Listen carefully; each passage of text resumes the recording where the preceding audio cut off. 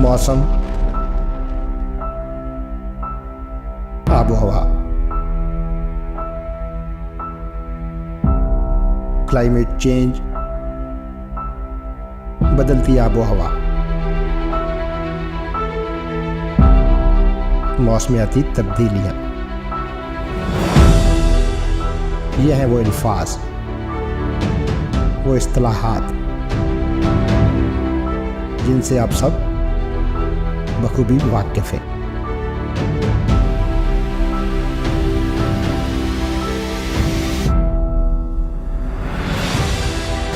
मौसम का, आबोहवा का हमारी ज़िंदगी में बहुत ज़्यादा अमल दखल।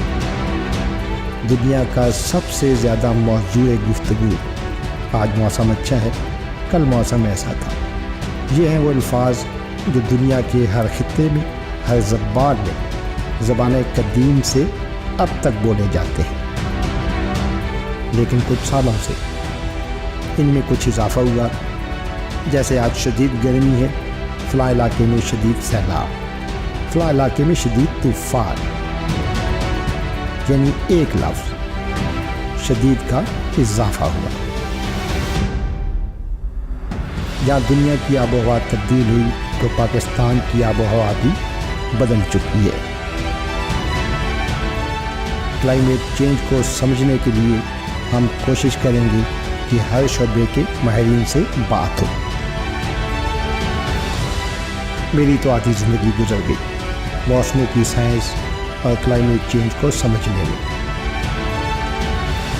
आप भी यकीनन सोचते होंगे और जानना भी शायद चाहते होंगे कि मौसम इतने शदीद क्यों हो गए।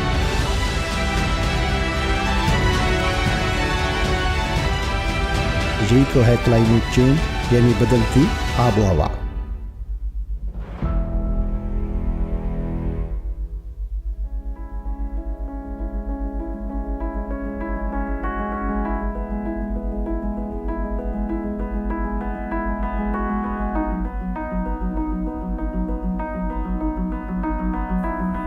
ग्रीन हाउस गैसेस यानी फ़ज़ाई आलूदगी की वजह से दुनिया यानी इस खित्ते ज़मीन के टेम्परेचर में इजाफा हुआ।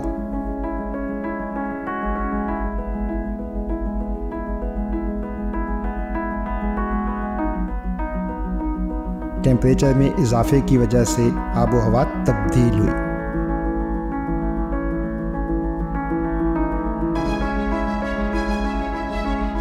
दही इलाकों के टेम्परेचर में इजाफा कम, लेकिन शहरी इलाकों के टेम्परेचर में इजाफा ज़्यादा हुआ।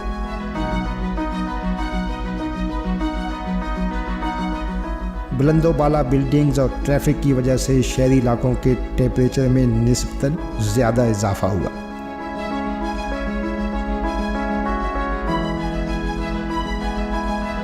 शहरी इलाकों की फ़िज़ा ज़्यादा गर्म होने की वजह से शहरी इलाकों का मौसम भी शदीद हुआ।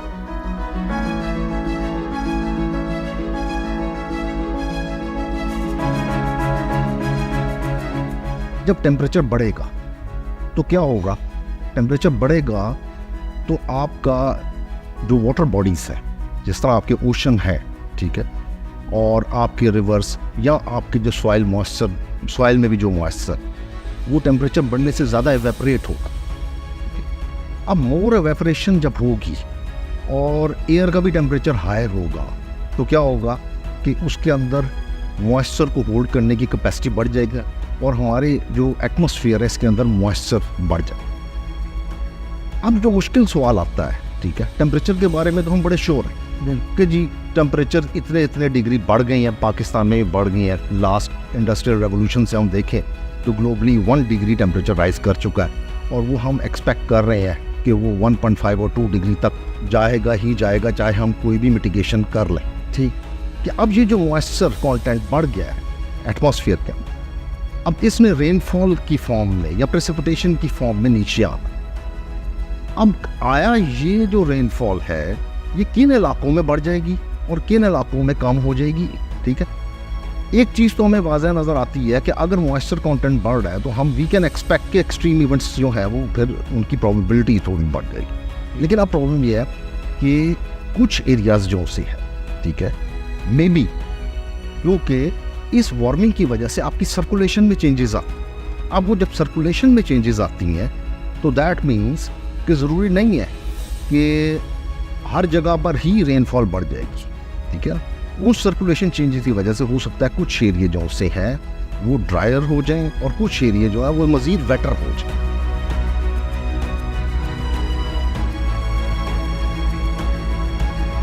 अर्बन हीटिंग की वजह से शहरी इलाकों में बारिशों की शिद्दत में बेपनाह इजाफा हुआ। यही वजह है कि हर साल हर मौसम में अर्बन फ्लडिंग बहुत ज़्यादा है। शहरों के बेहंगम फैलाव की वजह से पानी की निकासी का सिस्टम भी मुतासिर हुआ। यही वजह है कि शहरों में शदीद बारिश और अर्बन फ्लडिंग से वसी पैमाने पर होने वाले नुकसानात और तबाहियाँ आज मामूल की बात है। मेन कंसर्न है एक्चुअली हमारी जो पॉपुलेशन है and urbanisation day by day increase हो रही है, जिससे जो अर्थ एटमॉस्फेयर है वो उसमें टेम्परेचर राइज अप हो रहा है। जब टेम्परेचर राइज अप होता है तो उसके जो कॉन्सिक्वेंसेस हैं वो डिफरेंट एक्सट्रीम वेदर फिनोमेना की फॉर्म में हमारे सामने आते हैं, जिसके एग्जांपल मैंने पहले बताई 222 एंड 2010 में एक्सट्रीम फ्लडिंग हुई और ऑल ओवर द पाकिस्तान में। फिर हमने जो हमारी क्रॉप्स है वो भी उसका डैमेज हुआ, ह्यूमन लाइफ वो भी बुरी तरह डैमेज हुई। तो ये कॉन्सिक्वेंसेस हैं और हेल्थ की फॉर्म में भी हैं। तो मैं ये समझता हूँ कि बड़े सवियर और किस्म की इसकी इफ़ेक्ट है।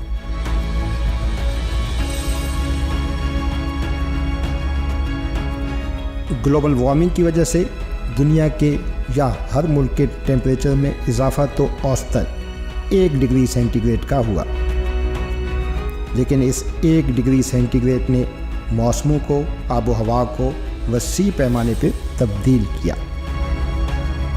पाकिस्तान के महल्ले वक़ू की वजह से पाकिस्तान में हीट वेव्स की शिद्दत और दौरानिये में इजाफा हुआ और पाकिस्तान में गर्मी का मौसम 150 दिनों से 180 दिनों तक जा फैला। हीट वेव से मुराद जो है वो जो साइंटिफिकली ली जाती है वो ये ली जाती है कि अगर ज़्यादा से ज़्यादा दर्जा हरारत किसी दिन का जो रिकॉर्डेड है वो 3 से 4 डिग्री सेंटीग्रेड ज़्यादा हो और यही सूरत हाल जो है वो 3 से 4 दिन परसिस्ट कर जाए, कायम रहे, तो ऐसी सूरत में गर्मी के मौसम में जो है हीट वेव डिक्लेयर कर दी जाती है आईपीसीसी की रिपोर्ट में। और हमारे चूँकि हम रिसर्चर्स हैं तो रिसर्च पेपर्स जो है उनमें क्लियर कट ये अब तो एक नॉन फैक्ट है कि जो है ना इंटेंसिटी और जो फ्रीक्वेंसी है हीट वेव्स की और इसके साथ साथ बाकी एक्सट्रीम इवेंट्स की, प्रेसिपिटेशन के एक्सट्रीम इवेंट्स की, ये बढ़ रही है। और ये सब ऑब्ज़र्व भी कर सकते हैं आम लोग जो हैं, आम इंसान भी ये महसूस कर सकता है कि पहले जो है वो क्या पैटर्न चल रहे थे। गर्मी जो है वो इस मौसम में मार्च और अप्रैल के महीने में पिछले साल जो है जो हीट वेव आई है उसके बाद से और उससे पहले भी लोगों ने आहिस्ता आहिस्ता ये खुद ही महसूस करना शुरू कर दिया है। ये एक अब साइंटिफिकली प्रूवन फैक्ट भी है।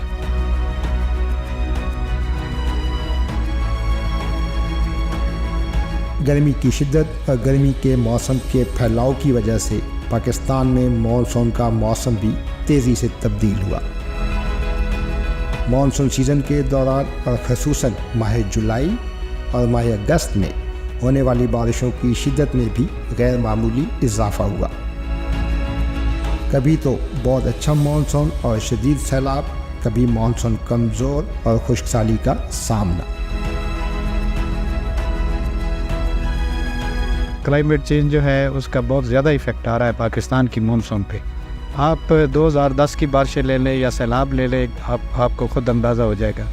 उसके बाद 2011 में भी यही सूरत हाल रही थी। फिर 2014 में सितंबर के महीने में भी आपने देखा होगा कि मानसून बहुत ज़्यादा एक्टिव एकदम हुई और उसका वो दरियाओं में बहुत ज़्यादा पानी आया। फिर 2022 का मानसून जो है वो आपने देखा होगा कि जी कितनी ज़्यादा बारिश हुई, बल्कि पाकिस्तान की हिस्ट्री की बहुत ज़्यादा बारिश हुई। बल्कि 2022 का साल जो है वो गुजरा ही नहीं। जो मुख्तलिफ इसके इवेंट्स होते हैं, आप क्लाइमेट चेंज के जी मरी का इवेंट हुआ, उसके बाद हीट वेव, और जुलाई अगस्त और सितंबर में जो इसके वो फ्लड आ गए, तो ये हमारे लिए बड़ा चैलेंजिंग साल था। पहले हम मैक्रो स्टडीज़ पे थे या जो कुछ भी था, अब हम चाहते हैं कि हमारा नेटवर्क जो है माइक्रो लेवल तक आ जाए। तो जब ये चीज़ें हो जाएंगी तो हम मैक्रो लेवल पे भी इसकी वो कर सकेंगे, छोटे छोटे लेवल पे भी इसकी फोरकास्ट कि जी अर्बन फ्लडिंग जो होगी या रिवराइन फ्लडिंग किस जगह पे ज़्यादा है, तो ये इससे हमारी कैपेसिटी काफ़ी ज़्यादा बिल्डअप होगी।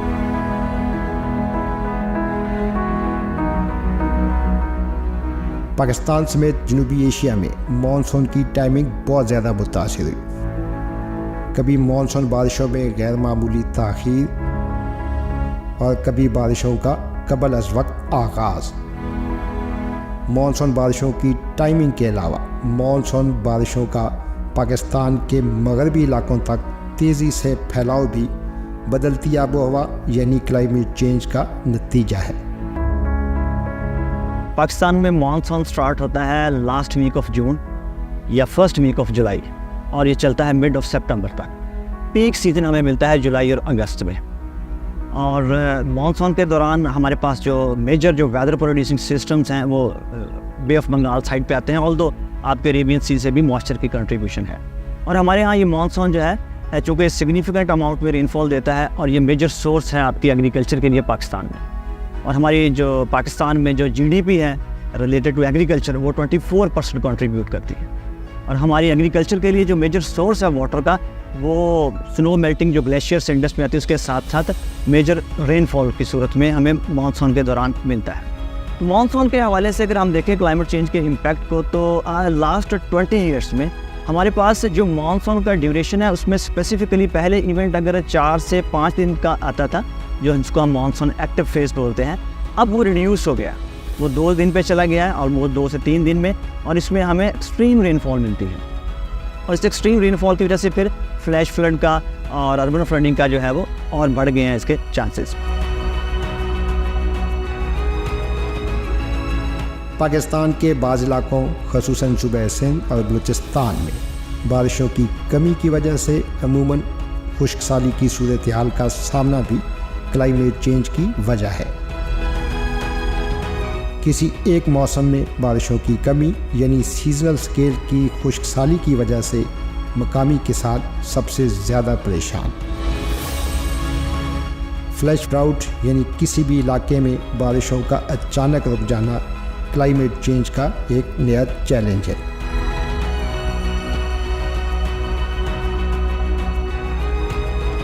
खुश्क साली सर बेसिकली तो हम जो लेमन लैंग्वेज में बताए से तो ये बारिशों की जो कमी हो जाए किसी भी इलाके में टेम्परेरी सिचुएशन है जो प्रोलॉन्ग कर सकती है मंथ्स टू ईयर्स और जो सबब बनती है उस इलाके में सॉइल मॉइस्चर को डिप्लीट करती है, लैंड डिग्रेडेशन करती है, वहाँ पर एग्रीकल्चर सफ़र करती है, water resources water reservoir dry हो जाते हैं।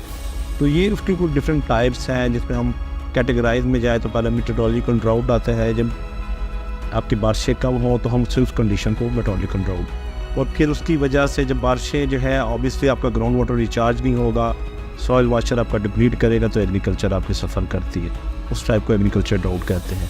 और उसके बाद सर फिर आपके जो मेजर रिजर्वायर हैं, डैम्स हैं, आपके जो रिवर्स है, स्ट्रीम्स हैं, वो खुश्क होना वो हाइड्रोलॉजिकल ड्राउट सर कहलाएगा। और फिर जो चौथी स्टेज है सर वो सोशल इकनॉमिक ड्राउट है जो खासा रहा है बलूचिस्तान के साउथ वेस्ट पार्ट का और थरपारकर उमरकोट सांगा रीजन का, जिसमें लोग पॉपुलेशन अपनी लाइफ स्टाइल के साथ मूव करते हैं, तो वो सोशल इकनॉमिक ड्राउट है। ये 4 टाइप्स हैं जो एक्सपीरियंस अनफॉर्चुनेटली चारों पाकिस्तान में होती है। नया फिनोमेना सर पाकिस्तान में ऑब्जर्व हुआ जो हमें इससे पहले नहीं मिलता, वो था कि जब वो हीट वेव प्रिवेल हुई मार्च में और वो प्रसिस्ट की अप टू जून, तो एक नई टर्मिनोलॉजी जनरेट हुई जिसे फ्लैश ड्राउट कहते हैं। और ये फिनोमेना ना पाकिस्तान में ऑब्जर्व हुआ बल्कि दुनिया के मेजर जो चाइना है उनका यांगज़ू रिवर ड्राई हो गया, ओक्लाहोमा सिटी है वो वहाँ पर जो वाटर की शॉर्टेज होगी, केप टाउन साउथ अफ्रीका, वहाँ ये फिनोमेना कि सडनली हीट वेव ने इतना वाटर डिप्लीट किया कि उनके रिजर्वायर गेट ड्राइड, तो वो फ्लैश ड्राउट। नॉर्मली हम ड्राउट को कहते हैं कि ये क्रीपिंग फिनोमेना है, ग्रेजुअली प्रोपोगेट करता है। तो ये क्लाइमेट चेंज ने, ग्लोबल वार्मिंग ने उस डेफिनेशन को सर इम्पैक्ट किया है।